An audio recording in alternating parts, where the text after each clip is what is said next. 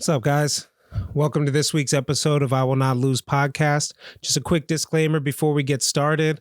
I may or may not have referred to our AI companion as ChatGTP instead of ChatGPT, which stands for Generative Pre-Training. So it should be ChatGPT.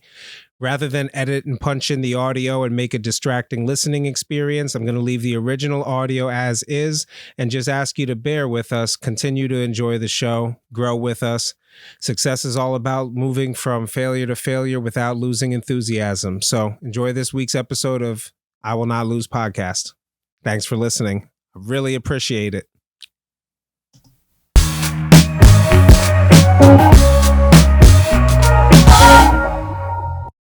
Yo, is this thing on? We live? Yo, good morning, good evening, good night, good afternoon, good dusk, good dawn. Shout out to you whatever time you're listening from, wherever you're listening from, whether that's Spotify, Apple Podcasts, Amazon Music, Audible, Samsung, Podchaser, GeoSavant, Deezer, Google Podcasts, Stitcher, and YouTube. If you're watching in, let me know what you think of my outfit. Coming live from my voice to your phone, computer, headphones, TV, car stereo, Bluetooth speaker. No smartwatches just yet. I'm checking analytics. Somebody do me a favor. Just listen to this podcast. I don't even know how, but listen to the podcast on your smartwatch. I'm curious to see where those analytics come from. You could have been anywhere in the world, but you're here right now with us. Thank you. Take a moment to be present and recognize that it is now, right now. Whether you're right now is running, working, cleaning, exercising, flying, laying down, driving, just be grateful we're alive. Failure can be frightening. However, as Winston Churchill reminds us, success is all about going from failure to failure without losing enthusiasm. This is I Will Not Lose podcast with your host, Tony Ortiz. Let's jump right in. Announcements. AI is taking over the world. I've talked to teachers, developers, writers, and the verdict is in. ChatGPT is black magic. This is crazy. So if you haven't heard of ChatGPT by now, it's a chatbot that uses advanced artificial intelligence to analyze and understand users' queries to provide relevant, accurate responses. It has the potential to revolutionize the way we search for information online and interact with search engines. Bold claim. That's not my claim. That was actually written by the AI itself. So what is it? It's essentially a program by OpenAI that lets you put in text-based prompts and it speaks back to you. So this thing is trained on everything that has ever been created up until like 2021. And again, this is not MIT, so I'm not a technical wizard here telling you exactly how this works. I'm just telling you my experience with it and why it's a game changer, why you should definitely check this out. So when a user asks a question or makes a request through ChatGPT, the chatbot uses its AI capabilities to understand the intent and meaning behind the query. Then it searches through a vast amount of data and sources to find the most relevant and accurate responses and presents them to the user in a clear and concise manner. So in other words, you ask it something, it gives you an answer. So you might say, well, I have Google. Everything I do, I just have to ask Google and I can find out. Notice that Google does a huge amount of changes and they have those little boxes that have the questions, and all sorts of SEO people are trying to write, well, how do I get my page to rank for those questions so people can see my content up there? And it's kind of like this weird search engine optimization is this whole field of study around getting you to get the intent back. So not get the intent back. The idea is to get a relevant search based on your intent. So if you search for car dealership near me, it should show car dealerships near you, not some out in Kansas. Shout out to my listeners in Kansas. I didn't mean to offend you. If there's car dealerships near you, that's cool. But the thing is Google is not it's a great tool. Don't get me wrong. I remember the world before it. But when I was in college, we had classes on how to use Google, and there's all sorts of things with semicolons, and there's ways you can search only on a specific site. So you can use Google to search everything indexed on a site. People don't do this. They just type barbershop Allentown, so you're not really talking with the computer in a way that it can understand. So if your experience right now is searching Google, searching through ads, checking for the one, maybe clicking on the third link because you're not sure you trust the first one, and sorting through what's relevant versus an AI just going through and saying, oh, yep, I understand what you're trying to ask. Here's what you do. It's absolutely amazing when you use it. I may actually run some prompts. I don't know how that'll go, so I'll do it towards the end of the show so I can cut it if anything, but it's really something you have to see to believe. So right now, search engines are ranking pages based on algorithms and relevance and how long your page is up and if it's credible and if there's other pages backlinking to it, where ChatGPT has the potential to provide a more intuitive search. By understanding exactly what you're trying to search for, it can shift the way that search results are presented. So Google's on red alert. Google sees this ChatGPT and they've been working on their own algorithms. Their own AI. Everybody, you've definitely chatted with a computer before. You see the little bubble pop up in the corner of your website that says, hey, chat with us now. And sometimes before they get you to an actual user, they're asking you a series of questions. But ChatGPT, in addition to revolutionizing the way that we search for information, it could be used for customer service, education, test prep. You could prepare for a test, have a tutor as AI. These are definitely real things. And if you don't believe me, try it out. So I've been using it to script podcasts. It's very simple. I'll go, the gravy train's going to end. It will be a paid product, and I'm finding ways to use it in my workflow, because people who aren't using AI, it's going to be like a mathematician saying, I don't want to use a calculator. I'm about pure math. It's insane. So I tried it out. I said, let me go ahead and put a headline, write me a headline about Ye's mental health not being an excuse for his anti-Semitic behavior, etc. And I was kind of long-winded with it. And it spit back, I'm not going to read it word for word, but you probably saw the short that's got, at this time of recording, 1,500 views based on the headline. Now, the headline was a little long, so I said to ChatGPT, that's good, but can you be more concise? Put that in under 100 characters. And it summarized it and gave the headline that I currently used for that clip that's gone semi-viral. And it was just a matter of, now, if you've ever written headlines or captions, you know how long it can take. And being able to say, I understand what you're trying to say, and here it is. And then you say, rewrite it. So you can say something like, write me an article about the top 10 things to do this.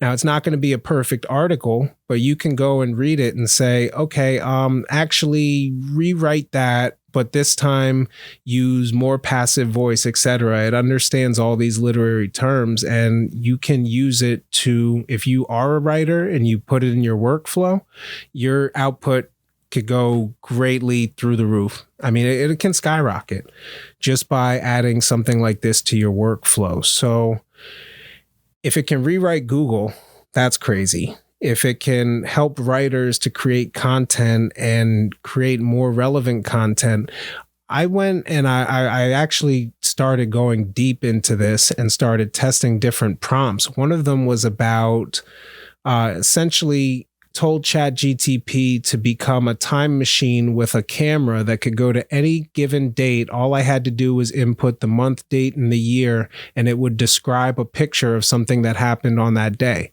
So you go and you do 1776, and it describes men standing with beards and a hat inside snow with a flag behind them with 13 stripes and stars representing the colonies. It's like, oh, crap.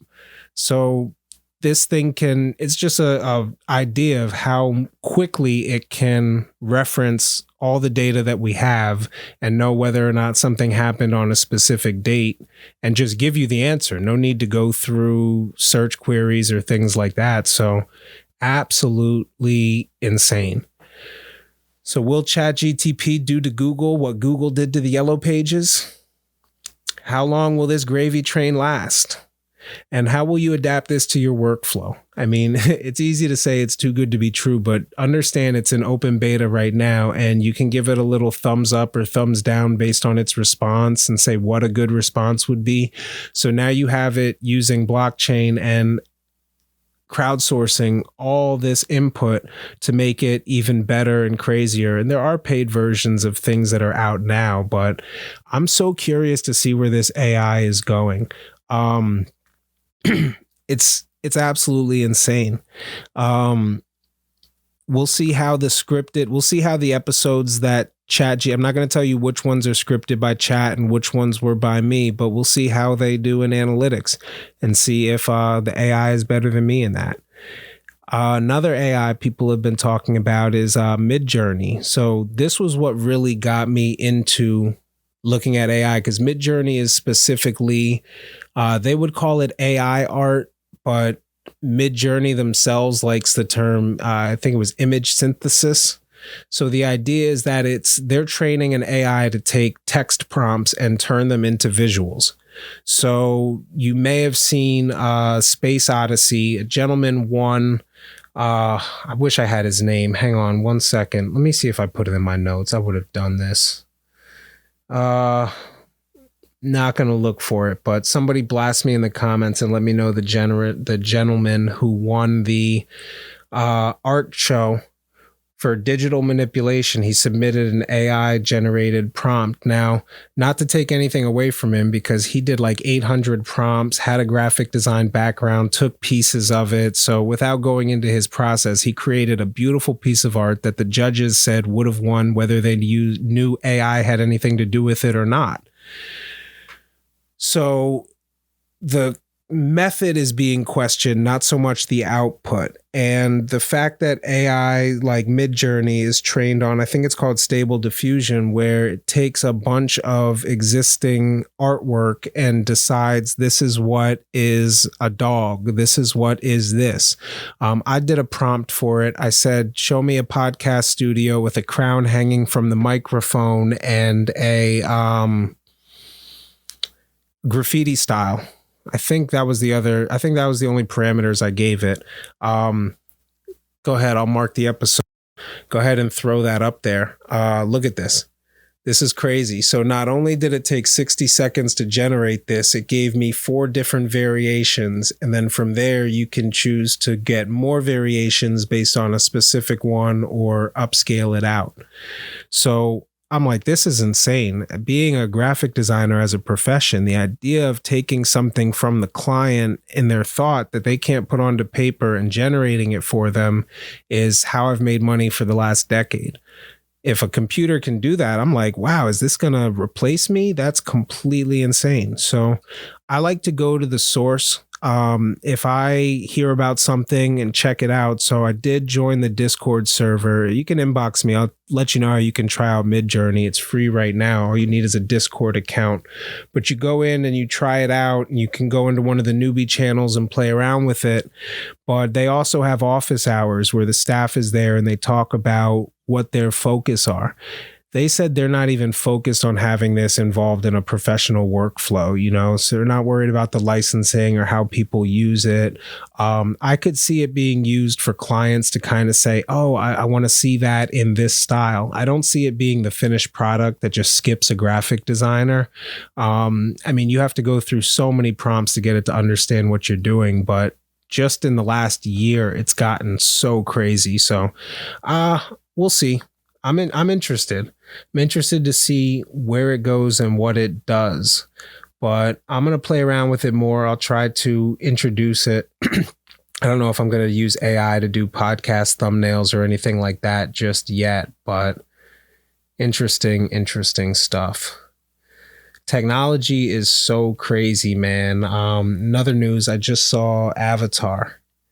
Not The Way of the Water, the 2023, like the 2009 Avatar.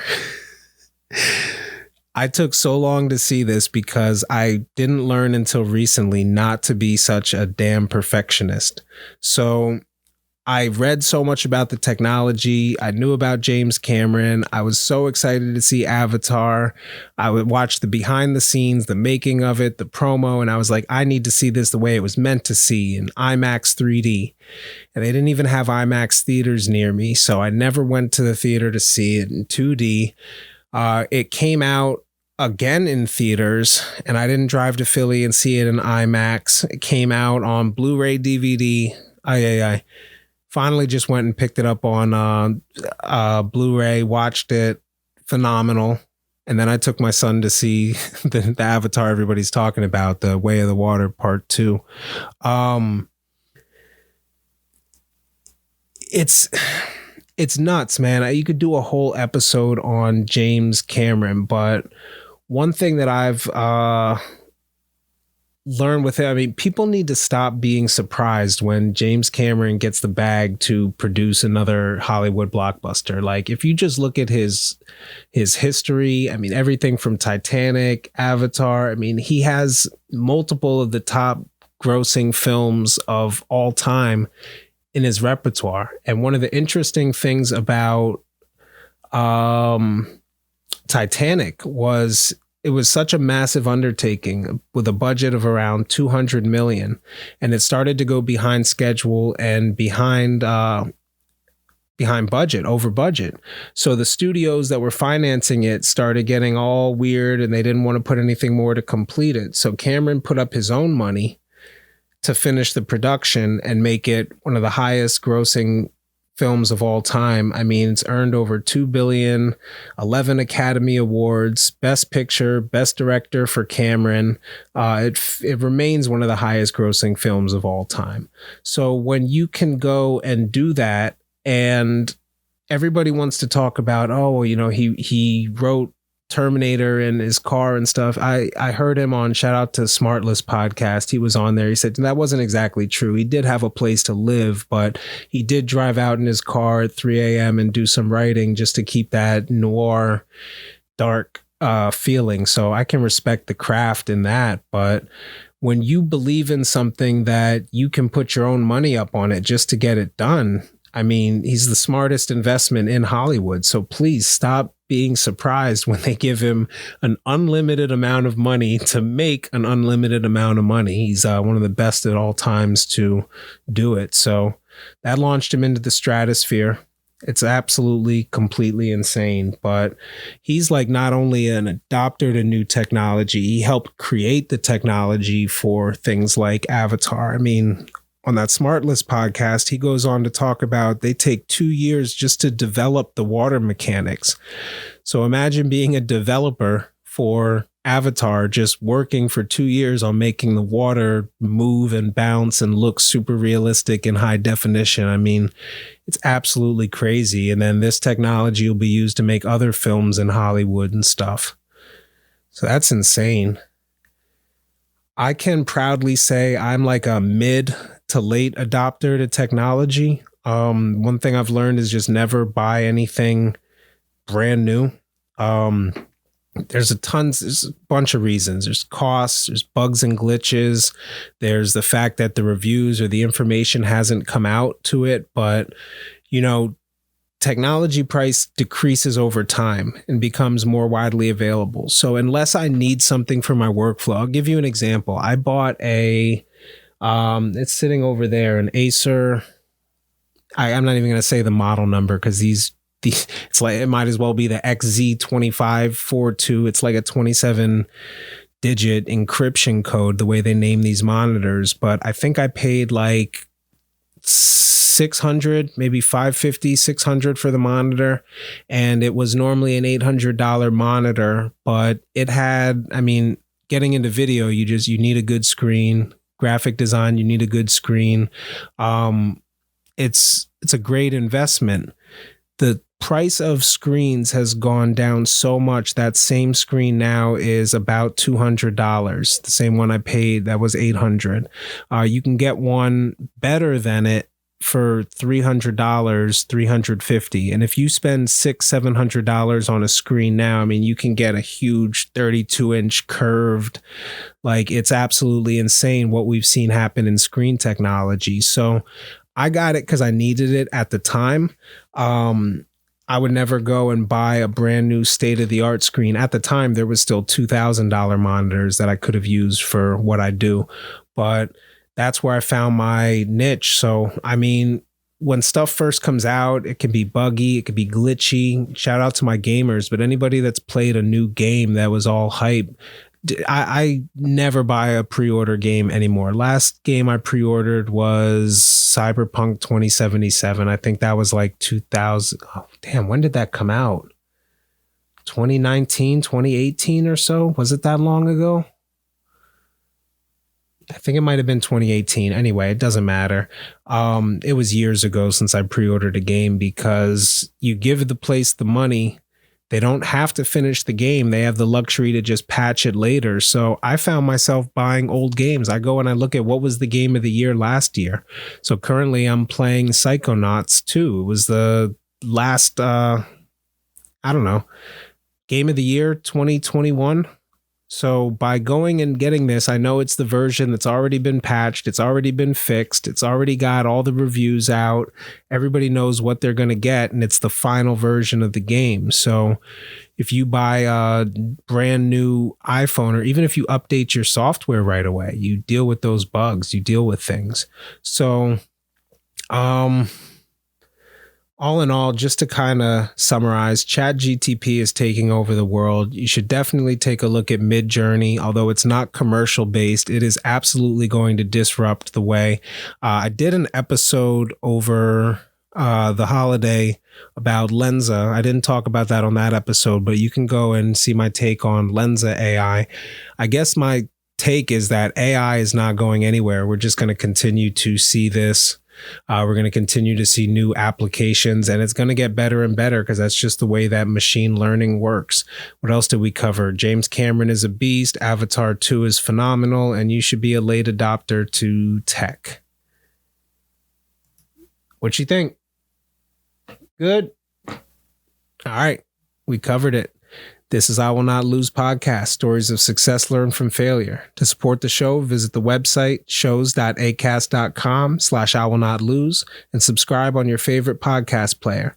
Share the episode link, leave a comment. Whatever you do, man, your contribution is appreciated. Thank you for listening.